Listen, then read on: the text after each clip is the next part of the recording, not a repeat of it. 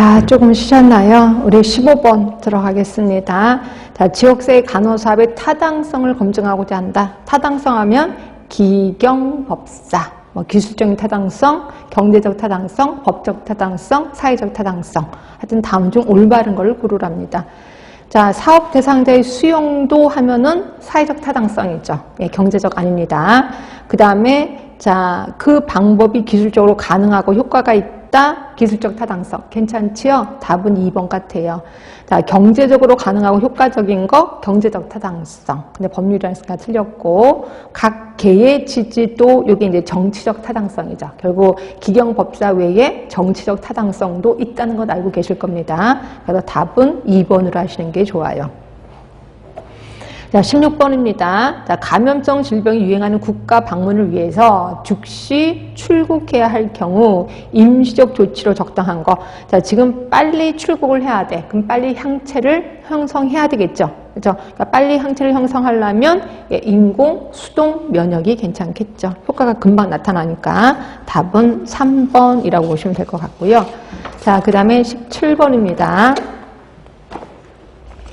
자, 병원체의 장기 존속은 체내가 아닌 외부 환경에서 생존 능력, 그리고 그들의 증식 필요한 조건 등등등 여러 가지를 보유하고 있느냐에 따라 달려있다. 그럴 것 같아요. 자, 이들의 생존 능력에 대한 다음의 설명 중 옳은 내용은 자, 감염을 성공시키는 데 필요한 최저 병원체의 수를 우리는 감염시키는 데잖아. 그럼 감염력이라고 하죠. 병원성이 아니라. 그리고 대부분 감염력은 최저 병원체의 수로 합니다. 최저 병원체의 능력 이런 거 아닙니다. 그러니까 수가 얼마나 많아야 어느 정도 돼야 남한테 감염시킬 수 있느냐. 이거 우리 감염력이라고 하는 거고. 자, 동력을 평가하는 지표는 치명률로서 괜찮습니다. 홍역이나 공수병은 100%이다. 공수병은 100%인 건 아시죠? 근데 홍역은 100%는 아니야. 그래서 2번은 틀렸고. 3번 콜레라, 세균성 이질 등은 소량의 병원체가 침입해도 감염이 잘 일어난다. 예, 맞죠? 얘는 감염이 잘 일어날 겁니다. 답은 3번 같고 4번 볼게요. 후천성 면역결핍증 바이러스는 감염력은 크나 병원력은 낮은 바이러스에 속한다. 아닌 건 아시지? 후천성 면역결핍증 바이러스는 감염력은 적어요. 그래서 에이즈 환자랑 성관계를 했다고 해서 무조건 걸리는 건 아니야. 그게 한 0.1%밖에 안 된대요. 걸릴 확률이. 그러니까 감염력은 적어요. 그럼 한 번 걸리면 증상 나타나죠. 그래서 병원성은 높은 바이러스다라고 보시면 되고 답은 3번이네요. 자, 18번이에요. 파리 협약하면은 지구온난화랑 관련 있는 건 아시죠? 지구온난화 하면은 맨 처음 스타트가 92년부터 시작합니다. 92년. 이게 1차, 1기 기후변화 협약 일어났고요. 그 다음이 97년이 2기, 그 유명한 교토우정서가 여기에 해당이 되는 거고요. 그 다음에 2007년이 발리 기후변화 협약, 이게 이제 3기 해당이 되는 거죠. 그 다음에 2009년이 이제 코펜하겐이라고 해서 요게 4기인데 좀 망한 거다라고 했고요. 그 다음에 5기가 2015년에 파리 협약이라고 얘기했습니다. 그래서 유명한 거는 97년의 교토우정서, 이게 이제 2020년 올해까지 그 계획이 끝나는 거고, 그 다음에 2015년이 이제 올해부터, 그러니까 내년 2021년부터 요 계획으로 들어갈 겁니다. 근데 이때 계획은 대부분 탄소가스를 줄이자 라는 게 주 목표였다면 여기서는 지구의 온도를 1.5도까지 낮추자라는 거였고, 이때 또 나온 게 탄소 중립이라는 개념이 나오기 시작했죠. 그래서 니네 나라가 탄소가스를 이만큼 많이 발생해? 그럼 그만큼 없애는 기술을 개발해라. 결국 탄소 중립이라는 개념이 나오기 시작한 게 2015년 파리 협약이라고 보시면 되고요. 하여튼 여기서는 파리 협약과 관련 있는 국제환경협약은 기후변화 방지 협약이라고 보시면 되고요. 답은 3번입니다. 자, 19번 보시면 런던 협약 같은 경우는 그거예요. 폐기물 처리를 바닷물에 갖다 버리지 말아라 라고 하는 걸 런던 협약이라고 하는 거죠. 일단 답은 3번이고, 자, 19번이에요.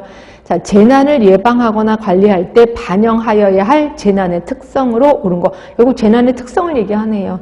자, 일회성은 아니지. 일회성은 아니고 재난이 일어난다는 그 전에 쌓일 대로 쌓여서 그게 한번 크게 사건이 터진 거래. 그러니까 누적성이라고 보시면 될 것 같고요. 그다음에 차별성은 아니고 상호작용성이야. 그러니까 나만 재난이라서 여기만 일어나는 게 아니라 이게 연줄 해갖고 다른 데도 상호작용해서 일어난다는 거죠. 그래서 이제 복잡성이라고 하는 거고, 그 다음에 미래가 어떻게 될지 몰라. 불확실성. 답은 4번이고요. 요거 잠깐만 유임을 보겠습니다. 거기 누적성. 그러니까 그동안 오랜 시간 동안 누적되어 온 위험 요인들이 특정한 시점에 바깥으로 퇴출된 거다. 이게 누적성. 불확실성, 재난은 부정형으로, 그 다음에 진화하고 불확실하다. 상호작용성입니다. 재난은 대부분 단일한 원인으로 발생하지 않는다는 거죠. 여러 가지 요인이 상호작용해서 발생한다라고 되는 거고, 복잡성은 그래서 재난은 복잡한 원인에 기인한다라고 되는 거예요. 그래서 모두 4개의 특성을 갖고 있습니다. 이것도 좀 알아두세요. 하여튼 답은 4번. 자, 20번입니다. 에드가 달의 경험적 원축. 그래서 이거 아실 겁니다. 경험적 원축. 밑에 쭉 올라가죠. 그래서 제일 밑에가 직접적인 경험. 그래서 교육 효과가 가장 있는 거라고 생각하시면 되고요. 제일 꼭대기가 이제 언어에 의한 교육. 그래서 이제 강의가 여기 해당이 되는 거고, 여기는 효과가 제일 떨어진다라고 표현했었을 거예요. 하여튼 여기 중에서 교육 효과가 가장 큰 거는 당연히 직접 경험이에요. 그래서 답은 3번이 되는 거죠. 자, 6회는 끝났고 이제 7회 들어가겠습니다. 자, 지역사회 간호사업의 평가 계획에 대한 설명으로 올바르지 못한 것, 평가 계획입니다. 자, 평가 계획 시에는 대상자인 지역사회 주민의 참여를 유도해야 된다. 괜찮지요? 자, 평가 계획은 정확한 간호진단을 위해 세워야 된다? 뭔 소리야? 간호진단을 먼저 하잖아요. 진단을 세우고 나서 그다음에 평가 계획을 하는 거죠. 결국 평가 계획은 정확한 간호진단